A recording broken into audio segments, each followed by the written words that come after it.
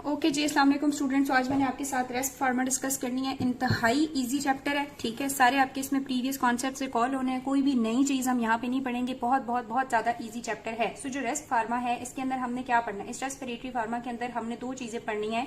एक शुरू में मैं आपको पढ़ाऊंगी अस्थमा का ट्रीटमेंट कैसे होता है, ठीक है। अस्थमा की बेसिकली हमने ट्रीटमेंट पढ़ना है, और दूसरा हमने कफ के बारे में पढ़ना है। कफ किसको कहते हैं, खांसी को कहते हैं। ये जो खांसी होती है ये दो तरह की होती है, एक आपके पास ड्राई कफ होती है और दूसरा हमारे पास कौन सी होती है, प्रोडक्टिव कफ होती है। फर्क पता है ड्राई और प्रोडक्टिव कफ का? ड्राई कफ वो होती है जो सूखी खांसी होती है, जिसमें कोई स्पूटम नहीं आ रहा होता, कोई रेशा सा बाहर नहीं आ रहा होता, ठीक है। इसको जब हम ट्रीट करते हैं तो हम ऐसी ड्रग्स देते हैं कि हम उस खांसी को इनहिबिट करें, ठीक है। जबकि प्रोडक्टिव कफ जो होती है इसमें क्योंकि आपका स्पूटम बाहर आ रहा होता है तो ये फायदेमंद होती है। ये इसलिए स्टार्ट हो जाती है कि आपकी जो कैनाल्स होती हैं, एयरवेज होते हैं, उनमें बहुत ज्यादा स्पूटम जमा हुआ होता है, और ये कफ बेसिकली करने की क्या कोशिश करती है, उस स्पूटम को, उस रेशे को, उस सिक्रीशन को मूव करके या तो कहां पे कर देती है, आपकी ओरल कैविटी से बाहर उसको निकलने में आसानी देती है, या फिर उसको कहां लेके जाती है, ईसोफेगस की तरफ निकल देते हैं हम, ताकि वो स्टमक में जाके डिग्रेड हो जाए। तो ये वाली कफ अच्छी है कि बुरी है? ये अच्छी होती है। और प्रोडक्टिव कफ में हम जो मेडिसिन देते हैं, ऐसी मेडिसिन देते हैं कि हम इस सिक्रीशन को आसान बनाएं, ठीक है। कफ को थोड़ा आसान बनाएं ताकि सिक्रीशन जो है वो बहुत जल्दी हो जाए। तो कफ का ट्रीटमेंट थोड़ा सा अभी मैंने आपको सिर्फ टाइप्स बताई हैं, एंड पे हम डिस्कस करेंगे। पहले हम बात करेंगे अस्थमा की, क्योंकि ये बहुत ज्यादा इंपॉर्टेंट है। कोई नॉलेज है अस्थमा हम किसको कहते हैं? अस्थमा एक क्रॉनिक इन्फ्लेमेटरी डिसऑर्डर है एयरवेज का। क्या है? Chronic inflammatory. इन्फ्लेमेटरी का लफ्ज यहाँ पे समझना है, क्योंकि इन्फ्लेमेशन को ट्रीट करने के लिए हम मेडिसिन देंगे। सो ये क्रॉनिक इन्फ्लेमेटरी डिसऑर्डर है। किसका डिसऑर्डर है? एयरवेज का, ठीक है। क्रॉनिक इन्फ्लेमेटरी डिसऑर्डर है ये किसका जी? एयरवेज का। हाँ, तो ये है हमारे पास क्या, क्रॉनिक इन्फ्लेमेटरी डिसऑर्डर होता है एयरवेज का। और इसमें होता क्या है कि आपके मास्ट सेल्स होते हैं ना, हमारे मास्ट सेल्स एक्टिवेट होते हैं। नॉर्मली यूं होता है बच्चों की, यहाँ पे एक मास्ट सेल पड़ा हुआ होता है, ठीक है, और किसी भी एलर्जन से इनको एलर्जी होती है एस्थमेटिक पेशेंट को। इनके पास सेंसिटाइज मास्ट सेल भी होते हैं, और सेंसिटाइज क्या भी होती है, IgE भी होती है।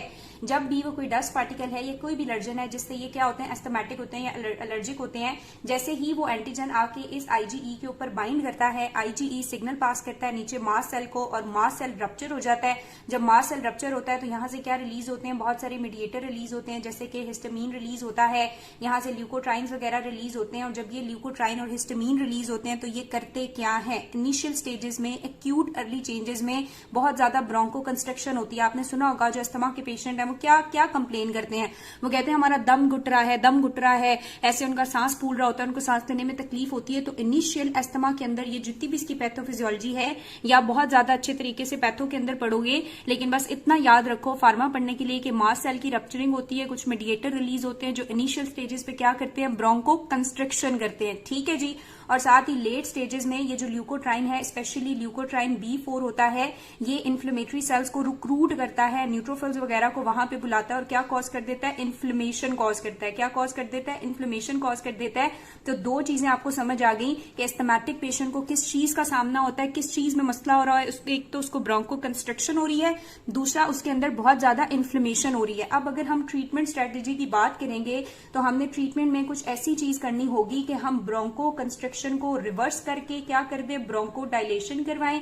जब हम ब्रोंको डायलेशन करेंगे तो उसके लिए सांस लेना आसान हो जाएगा। दूसरी बात है, इन्फ्लेमेशन हो रही है तो इन्फ्लेमेशन को रिवर्स करने के लिए हम क्या देंगे, एंटी इन्फ्लेमेटरी सब्सटेंसेस देंगे। और एंटी इन्फ्लेमेटरी सब्सटेंस बहुत अच्छा कौन सा है, कॉर्टिकोस्टेरॉइड। सो बेसिकली हमने क्या देना है, ब्रोंको डायलेटर्स देने हैं, कॉर्टिकोस्टेरॉइड देने हैं इस पेशेंट को। और क्या हमारे पास ट्रीटमेंट स्ट्रेटेजीज हो सकती हैं, मैं अभी आपको बारी बारी बताती हूँ। सबसे पहली चॉइस तो आपको समझ आ गई कि हमने क्या यूज करने हैं, ब्रोंको डायलेटर यूज करने हैं। अब मुझे बताओ कौन सा ऐसा ब्रोंको डायलेटर है जो हम बहुत ज्यादा फार्मा के अंदर पढ़ चुके हैं।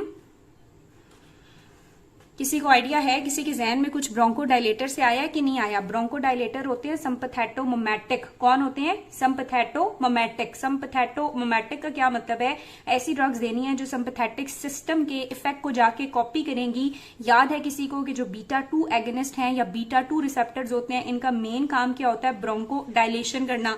तो अगर हम क्या देंगे, किसी भी पेशेंट को सिम्पैथेटोमिमेटिक यानी β2 एगनिस्ट देंगे तो क्या स्टार्ट हो जाएगी, ब्रोंको डायलेशन डायलेशन होगी, ठीक है। सिलेक्टिव बीटा 2 एगनिस्ट भी दे सकते हैं, अल्फा बीटा एगनिस्ट भी दे सकते हैं और नॉन सिलेक्टिव बीटा एगनिस्ट भी दे सकते हैं।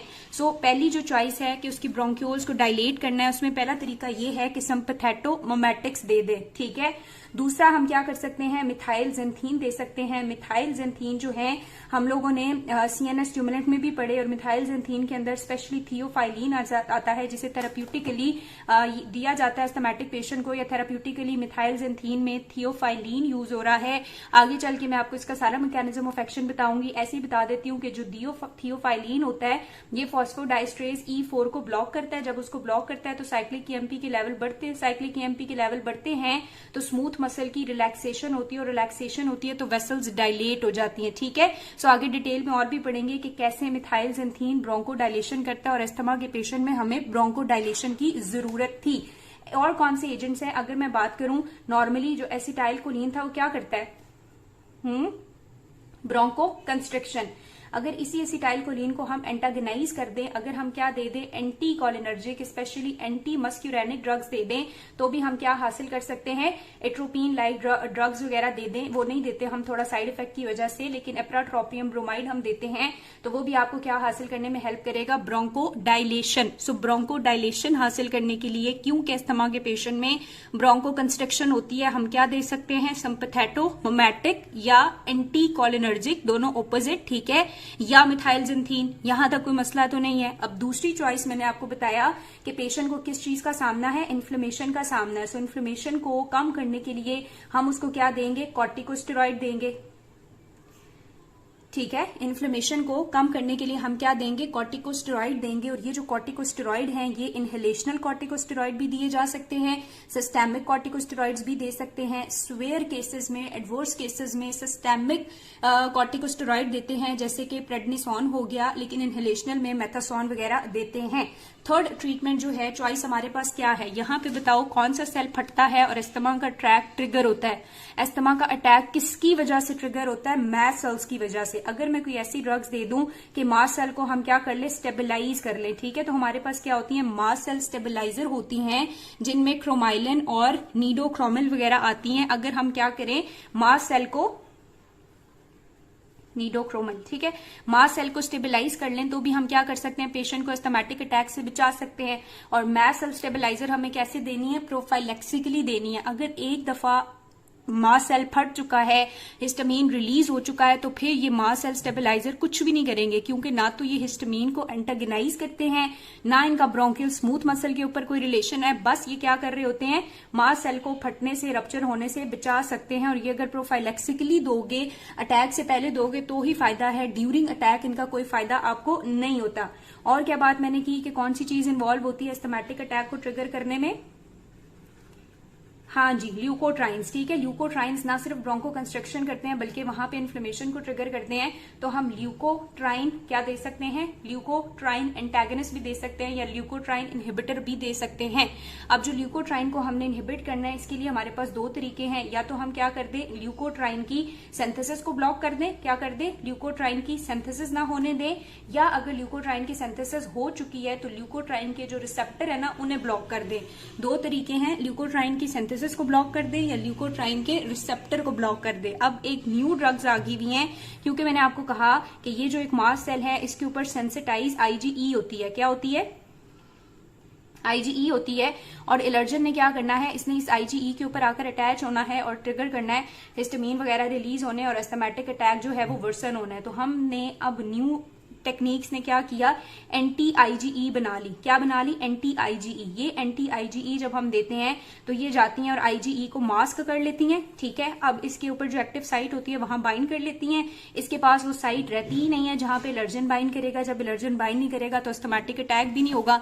तो न्यूअर अप्रोचेज आ गई, और न्यूअर अप्रोच में हम लोगों ने क्या इसके ऊपर करना स्टार्ट कर दिया, एंटी IgE मोनोक्लोनल एंटीबॉडीज बना ली, और वो क्या करती हैं, IgE को जाके मास्क कर देती हैं, ठीक है, एंटीबॉडीज बना दी। अब यहाँ पे आपको बस क्या करना है, हमने इन्हीं ड्रग्स को तो आगे जाके थोड़ा थोड़ा मैकेनिज्म ऑफ एक्शन और एडवर्स इफेक्ट देखने हैं, वो भी आप लोगों को पता है।